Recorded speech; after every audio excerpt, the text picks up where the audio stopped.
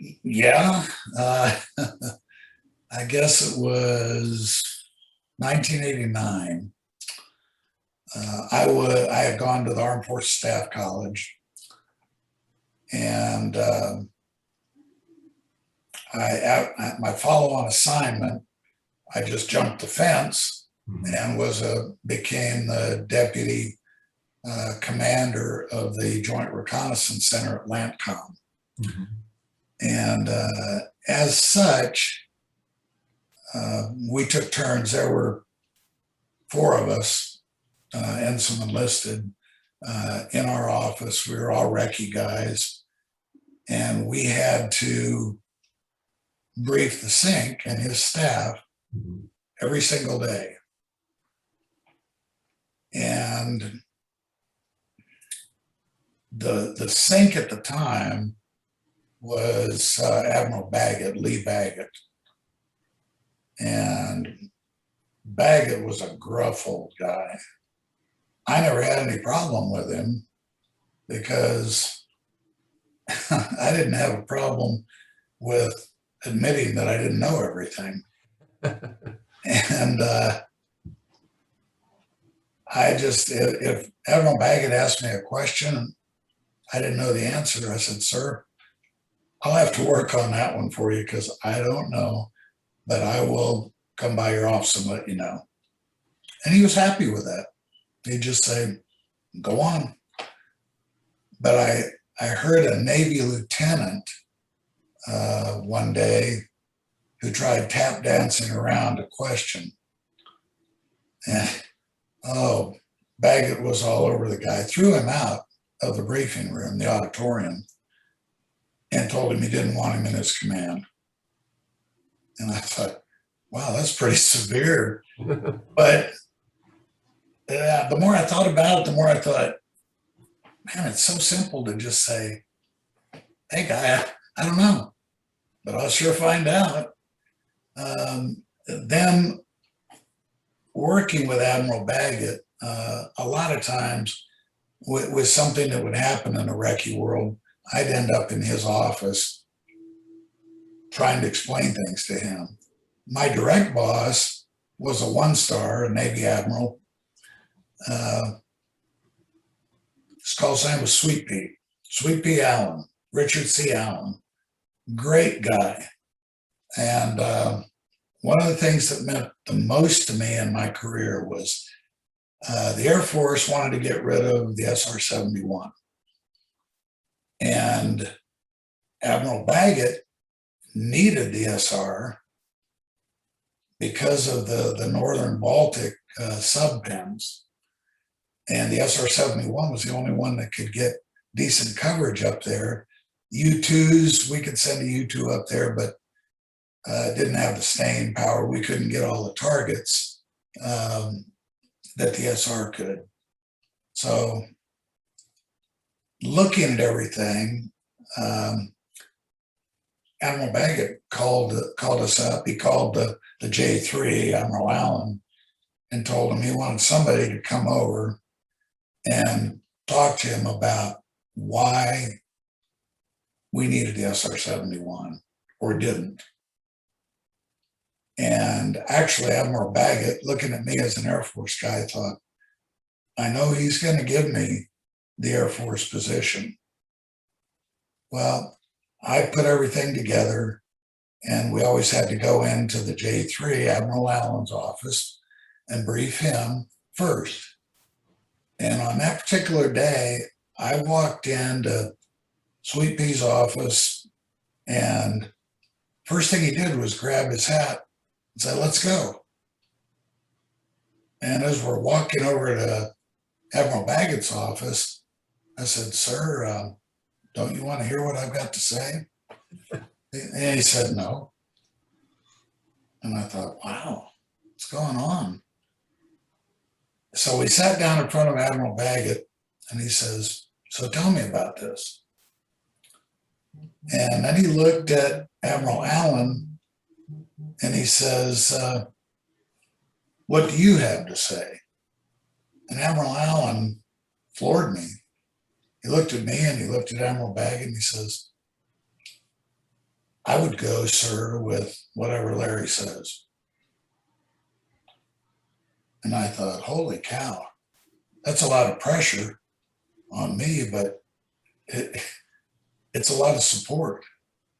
And I don't think I'd ever had a flag officer say that about me in the past. And it gave me a lot of confidence. But then I found out that the Air Force was really pressuring Admiral Baggett to relinquish some of his reins on the SR-71. And it really was a serious problem for Admiral Baggett. The reconnaissance that was done up there could tell Admiral Baggett and his people, as they were tasking submarines, especially the boomer subs, what they were facing out there. The intel guys, the photo interpreters knew, because of the recce from the airplanes, not satellites, what subs were going out, how they were being prepped, what was going in them, down to the last jar of peanut butter, missiles that were on board, everything. And Baggett says, I cannot do without that info. Well, then the Air Force sent a team to brief Admiral Baggett to convince him otherwise. And Admiral Allen called me in and says, you're going to be debating, essentially, with an Air Force two-star. I was a major at the time. I had just come out. I made 05 below the zone. I was on the list anyway. And as we were walking into the briefing, this Air Force two-star looks at me, and I didn't know him from Adam. And he says, Major, don't forget what color uniform you're wearing. And that threw a big red flag up, and it was like, wow, I could pay dearly for this with my career. But something said, I'm going to present a true picture here. I'll argue with the guy. If he says something that's true, I'll agree with him. But I'm not going to lie about anything. And I didn't. And when we walked out, this same two-star said, you seem to have forgotten which service you're in. And I walked away, and about 2 days later, things fell apart. When I was called into an Air Force 06's office at Lantcom, who I didn't even know. I didn't work for him or anything. He was in logistics. And here I was in the J3, he's in J5. And he starts threatening me with all kinds of punitive action and everything. And it really turned bad.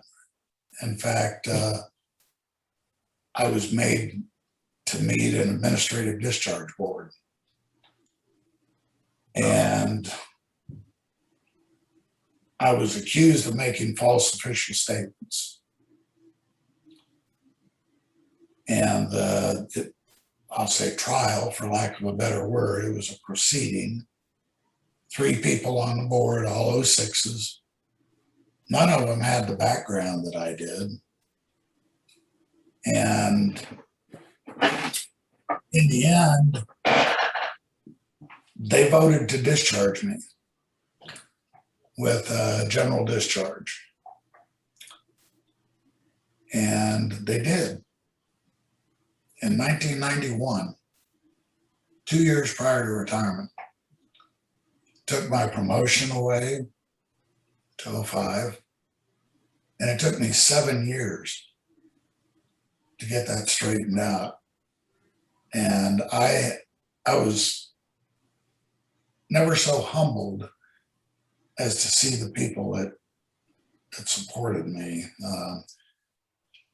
Admiral Allen who at the time of this hearing, excuse me, at the time of the hearing, Admiral Allen was the carrier group commander down at Mayport, Florida. And unbeknownst to me, he heard about this, and he flew up and barged into the proceeding. And he said, if you don't want Larry in the Air Force, I'll take him in the Navy right now, and he can fly on my wing anytime. So that was my second encouragement in my life that Admiral Allen had given me. And afterwards, he wrote a separate letter to me and one to my wife, Carol. Very apologetic letter. He didn't have anything to do with this, but very supportive, very apologetic. And he said, if there was anything I could ever do, let me know. And he did write a letter. I went to the Board for Correction of Military Records. And guys that I had flown with, especially in the U-2, wrote letters. I didn't even have to ask, but they were beating down the door. Several of them went personally to appear before the Board for Correction of Military Records. And the BCMR, in the year that they overturned everything and reinstated me, gave me my promotion back and back pay and everything, those guys were elated, and it meant the world to me. In fact, during this 7-year period that I was fighting with the BCMR, I was living in Virginia still, and one of the guys from 5th Squadron, Mick Davis, whom I hadn't seen since graduation, showed up at my doorstep, shook my hand and says, I'm with you. If there's anything I can do, let me know.